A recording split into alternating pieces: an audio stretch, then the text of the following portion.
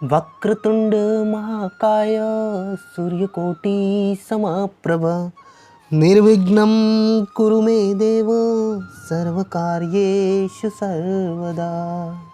ओम गं गणपतये नमः। हेलो दोस्तों, आप देख रहे हैं A to Z चैनल और आज मैं आपके लिए लेकर आया हूँ दुर्गा सप्तशती का 13वां अध्याय। तो चलिए दोस्तों देखते हैं राजा सूरत और वैश्य को देवी का वरदान। महर्षि मेघा ने कहा, हे राजन, इस प्रकार देवी के उत्तम महात्म्य का वर्णन मैंने तुमको सुनाया। जगत को धारण करने वाली इस देवी का ऐसा ही प्रभाव है। वही देवी ज्ञान के देने वाली है और भगवान विष्णु की इस माया के प्रभाव से तुम और यह वैश्य तथा अन्य विवेकी जन मोहित होते हैं और भविष्य में मोहित होते रहेंगे। हे राजन, तुम इसी परमेश्वरी की शरण में जाओ। यही भगवती आराधना करने पर मनुष्य को भोग, स्वर्ग तथा मोक्ष प्रदान करती है। मार्कंडेय जी ने कहा, महर्षि मेघा की यह बात सुनकर राजा सूरत ने उन उग्र व्रत वाले ऋषि को प्रणाम किया और राज्य के छीन जाने के कारण उसके मन में अत्यंत ग्लानि हुई और वह राजा तथा वैश्य तपस्या के लिए वन को चले गए और नदी के तट पर आसन लगाकर भगवती के दर्शन के लिए तपस्या करने लगे। दोनों ने नदी के तट पर देवी की मूर्ति बनाई और पुष्प, धूप, गंध, दीप तथा हवन द्वारा उसका पूजन करने लगे। पहले उन्होंने आहार को कम कर दिया, फिर बिल्कुल निराहार रहकर भगवती में मन लगाकर एकाग्रता पूर्वक उसकी आराधना करने लगे।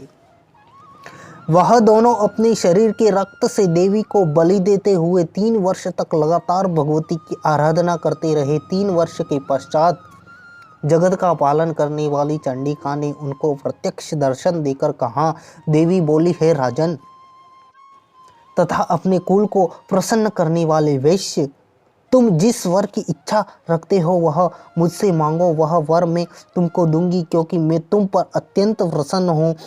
मार्कंड जी कहते हैं, यह सुन राजा ने अपने अगले जन्म में नष्ट न होने वाला अखंड राज्य और इस जन्म में बलपूर्वक अपने शत्रुओं को नष्ट करने के पश्चात अपना पुनः राज्य प्राप्त करने के लिए भगवती से वरदान मांगा। और वैश्य ने भी, जिसका चित्त संसार की ओर से विरक्त हो चुका था, अतः भगवती से अपनी तथा अहंकार रूप आसक्ति को नष्ट कर देने वाली ज्ञान को देने के लिए कहा। देवी ने कहा, है राजन, तुम शीघ्र ही अपने शत्रुओं को मारकर पुनः अपना राज्य प्राप्त कर लोगे। तुम्हारा राज्य स्थिर रहने वाला है। फिर मृत्यु के पश्चात आप सूर्य देव के अंश से जन्म लेकर सावर्णिक मनु के नाम से इस पृथ्वी पर ख्याति को प्राप्त होंगे। हे वैश्य कुल में श्रेष्ठ, अपने जो मुझसे मांगा है वह आपको देती हूँ। आपको मोक्ष के देने वाले ज्ञान की प्राप्ति होगी। मार्कंड जी कहते हैं, इस प्रकार उन दोनों को मनवांछित वर प्रदान कर तथा उनसे अपनी स्तुति सुनकर भगवती अंतर ध्यान हो गई। और इस प्रकार क्षत्रियों में श्रेष्ठ वर राजा सूरत भगवान सूर्य देव से जन्म लेकर इस पृथ्वी पर सावर्णिक मनु के नाम से विख्यात होंगे। 13वां अध्याय यहीं पर समाप्त होता है। बोलो माता दुर्गे की जय। थैंक यू सो मच दोस्तों, मेरे सभी सारे वीडियो देखने के लिए, और चैनल को सब्सक्राइब कर लीजिए ताकि मेरे नए से नए वीडियो आप तक सबसे पहले पहुंच जाए।